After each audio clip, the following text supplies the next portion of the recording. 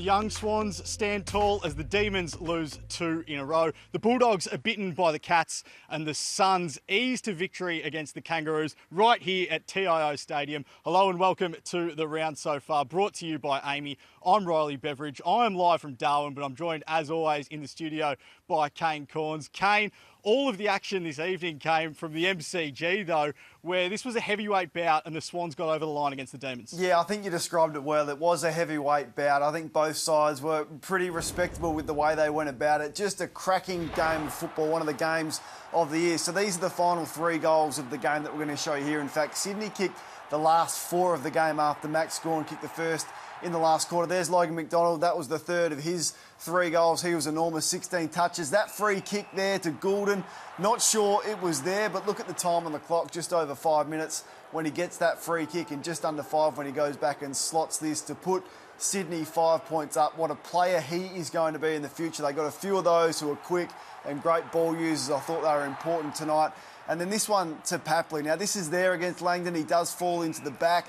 Crowd didn't like it, but it is definitely there. And what a barometer this man is for the Sydney Swans. You can see what it means to him. He was important with a couple of big goals. There's a final siren. Some wins mean more than others. Sydney go to 8-4, and they are right in the thick of winning this premiership. They're good at coming from behind as well, the Swans. They did it a bit differently to the Dockers last week. The Dockers were slow and methodical. This was all about their tackling ferocity, though. Yeah, I just want to highlight their pressure tonight because this is what you have to do to Melbourne. You have to actually challenge them. So the amount of times Melbourne actually had the footy in their hands and Sydney got it back off them. And that sounds really simple, but that's what the best sides do.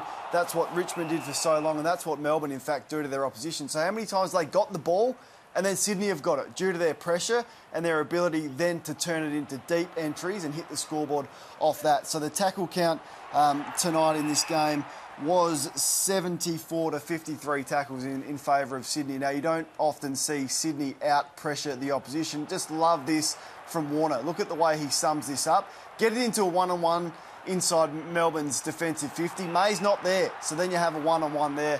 Papley against Hunt, and then he does the rest. Even the best defenders in the game and the best defensive sides panic. And what about the McCartan brothers? They were just enormous. That one on the stroke of 3/4 time. Tom McCartan, his brother Paddy, cleans it up. They were huge tonight. Paddy McCartan, one of the stories of the year. And those 2 brothers forming a very dynamic defensive duo.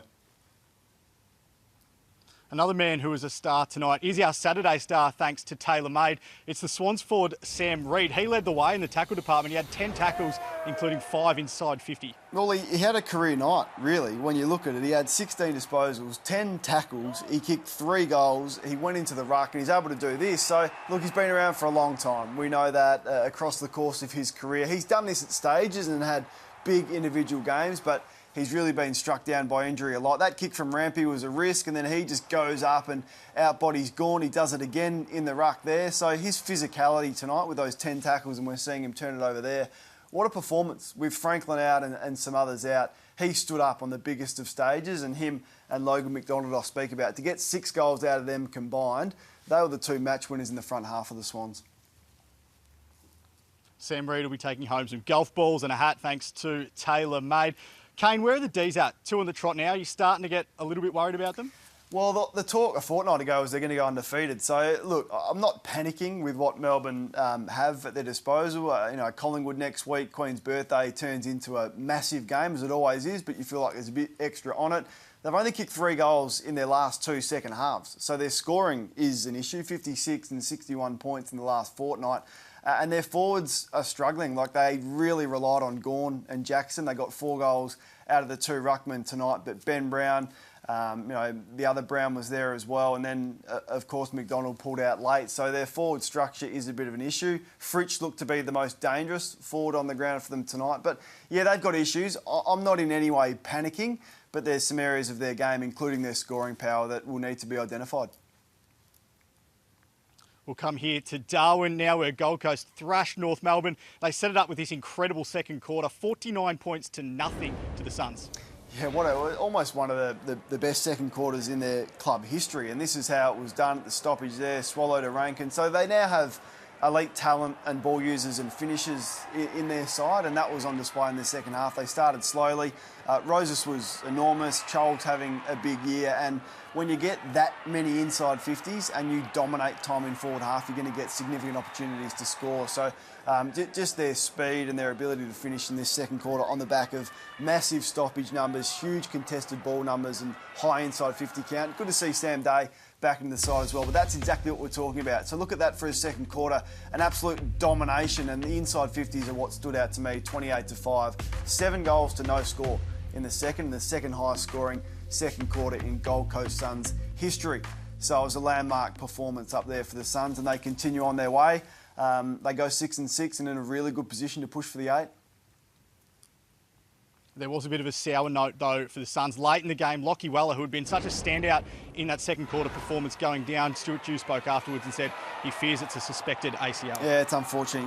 You could sort of sense that straight away, couldn't you, with the agony that he was in. And those players that are in that sort of 25, 26 age bracket are really important for Gold Coast. I mean, they're the core of the group. They gave up a lot to get him, and he's had a good year across half-back, good leg speed, good ball user. So he will be sorely missed. Unfortunately for Lockie Weller, a bitter blow, and you just hate seeing that.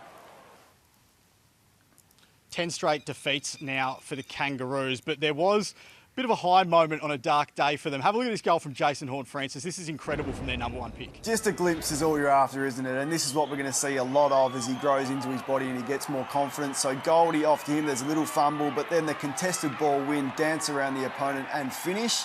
When he was drafted, there was Dangerfield-like qualities, and you sort of see that in this clip here. So a lot of talk about his future, what's going on, you know, talking to about heading home to Adelaide, putting contract talks off. You just want to see him play great footy, and North fans would have been rapt just to see that little glimpse. He's pretty good, and he's always competitive. The next step for him is to get a bit more of the footy, go from 15 disposals to 20, then to 25, and continue on his development. But yeah, I think it's a lot to ask for a first round pick. Now you're up there, you're at this game. Paint me a picture. What are the scenes like? Oh, it was an incredible week, Kane. I mean, sweltering conditions. I couldn't have run 500 metres in this weather, let alone 10 kilometres, 10, 15 kilometres as they do. I mean, it was 33, 34 degrees today, humidity well over 90%. But it's great to see footy in Darwin and at TIO Stadium here. It's a great little community ground. The locals came out in force. Everyone enjoyed it. It was a really great occasion. There's 3 games in the Northern Territory this year. We're hoping for more in the future because they relish their footy up here. But I do want to get to the AAMI clangers now, Kane. Yeah, there's some good ones as well. And we will start where you were today. And Tristan Cherrier it's a rough year all round for North Melbourne, so they have to feature in the clangers. Just an easy drop chest mark, but it gets worse. Watch Anderson come in here on the captain's eagle there. How's about that for a dirty day? So cop that one. Jack, Tom Hawkins, cop this. I mean, he hasn't missed much all year, but he did miss this one and it hit him straight on the head. Feel like that was an easy goal given up for Tom there. He'd usually gobble that, and that was whack on the head for him. Perhaps a concussion test after this. And if you want to know how to mark it with your head, then just look at Tom Barrass on a wet Adelaide Oval today. Hits the head first, and then he's good enough to regain his composure and mark the footy. So a couple of funny falcons, I thought, in the AAMI clangers today. We might head to Marvel Stadium and Friday night footy. Geelong just got over the line against the Western Bulldogs, and it was built off their first quarter. They kicked 7 goals. Jeremy Cameron kicked 3 of them. Yeah, so the Cats go to 8-4. They're going to finish top 4 when you look at their draw, but it was on the back of the first quarter procession. I mean, the Western Bulldogs just didn't show up, turning the footy over, easily scored against. Jeremy Cameron had his way with the defenders back there. Just look how far too easy that is, just waltzing through tackles. So it was a different Western Bulldogs side after quarter time, but unfortunately for them, it was game over. So kicking goal. Look, there's a missed ball from Williams, Blixarves over to Hawkins out the back, and then Jeremy Cameron. Give him this time and space inside 50. Good luck to any opponent in the competition. So the Western Bulldogs were asleep. They've got no excuse for these numbers in the first quarter. Minus 70, 27 disposals, 15 in marks, 10 in contested, 5 in inside 50s, and look at the score. Game over at quarter time, and the highest quarter one conceded by the Bulldogs since 2014. So I'm not sure why they would have an excuse to turn up like that, but some of the errors and lack of intensity and effort that they showed was really disappointing, and Luke Beveridge has had a poor year, unfortunately. There's a bit of a lack of discipline as well with Bailey Smith. He's been offered a 2-match ban by the match review for this incident involving Zach Tui. You don't see too many headbutts these days. No, you don't. So probably fair enough. I'm not sure whether he meant that or not. I can't imagine he would deliberately headbutt Zach Tui, but you got to cop your lot. And it could have been one because there wasn't a lot of force. But I don't really have an issue with the AFL making a stand. It's an ugly look, and two is probably about right. And he was enormous in the third quarter, Bailey Smith. He had 8 touches, felt like he was one that got the Dogs going with his run and carry through the middle of the ground. Just 2 touches and hardly sighted in the last quarter after that incident. So you wonder if that had an effect on his mental state after 3-quarter time. Now, we love Cody Whiteman, but you wanted to speak about this aspect of his game. I love him. Like, he's absolutely one of my favourites. He's a great character. He gives big effort. Unfortunately, he's spoken about this himself, and now he didn't get that free kick. Perhaps some other players would have. Now, this is a free kick, but unfortunately, because you get a reputation, people start thinking, oh, he's taken a dive. That's not a dive there. But has he exaggerated? I'm not sure. So I just think he's too good to be doing this. And then once again, you don't get free kicks once the umpires realise that you've got that reputation. He may have well been hit over the head there, and there's a goal at an important stage of the game, but because he's spoken about it, because others have spoken about that reputation, the umpires don't blow their whistle. So I think he'll work his way through that, and I think he's too good to need to do that. He'll win his own footy and he'll kick enough goals with his own work rate and his own merit. Where are the Dogs at now? Because they've got a number of teams breathing down their necks in that race for the final spot. Do you reckon they could miss September altogether? Well, I think they can. I mean, in terms of who they have played and who they've beaten, they've only beaten one top 8 side, and that was Sydney. What is it going to take to get you into the 8? It feels like it's going to be a bit more than in previous years when maybe 11 or 12 have got you in. And I don't know why, because a lot of teams would kill for their list. They've got all Australians across half-back. They've got a dominant young key forward. They've got a midfield which is the envy of the competition, but they played off in a grand final last year. So I just find it really hard to assess where they're at, because like Friday night, they play some amazing football and look really dangerous when they get their game going and their ball movement and their fast handball run and carry. But they don't want to defend. They're too easy to score against off defensive transition, as Geelong highlighted in the first quarter. And it just feels like they're just a bit comfortable with where they're at, unfortunately, and comfortable won't get you anywhere this year in such a competitive field. We'll head to the Adelaide Oval now, where the Crows beat the Eagles. We've spoken a fair bit on this show throughout the year about Adelaide's forward line. It fired on Saturday afternoon. Well, they don't even know what their favoured forward line is. They've tried that many combinations, but against the Eagles in really tricky, windy, wet conditions, these 3 got it done. McAdam, to be fair, has been in good form in the last month, I think, and has shown some signs of improvement. Fogarty was good against Geelong last week and he was better today. I love this attack on the footy.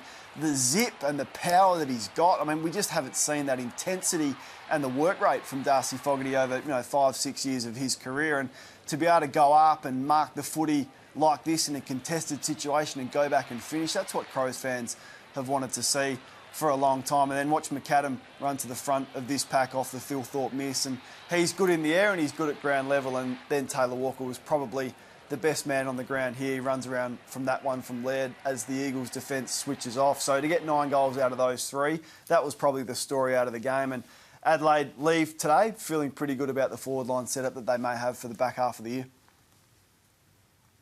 West Coast have now lost 8 games in a row, the joint most in the club's history. This is a historically bad run for them. You look through these defeats here and their history of losses. I mean, they'd lost the previous 7 before today by more than 50 points. They avoided being the first side to ever lose 8 games in a row by 50 points, but this is going to be a real struggle for them now. Average losing margin in that streak, 74 points. And I just wanted to highlight some of their senior players and the errors that they made in the first half. Now, good on them for hanging in there and fighting back in the second half, but this is the performance you're going to get when senior players are doing this. So this isn't an effort thing, this is just a skill factor. I mean, how can you have players of the calibre of Kennedy dropping marks like this?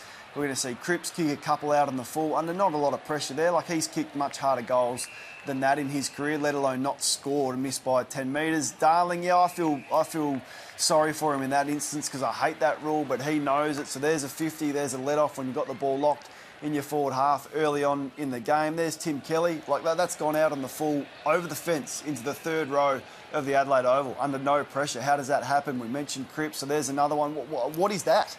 So I just, where are their heads at for their senior players? These aren't the top-up players. These aren't the fill-in players. These aren't young, experienced players. Horne their hands over to Witherden on Taylor Walker. That's training drill. So Horne, experienced player, former captain, handing over to Witherden there when he just didn't need to, and Tex takes an uncontested mark inside 50. That's exactly where their Eagles are at, and that just shows an example of the headspace of their more senior players, not their young ones.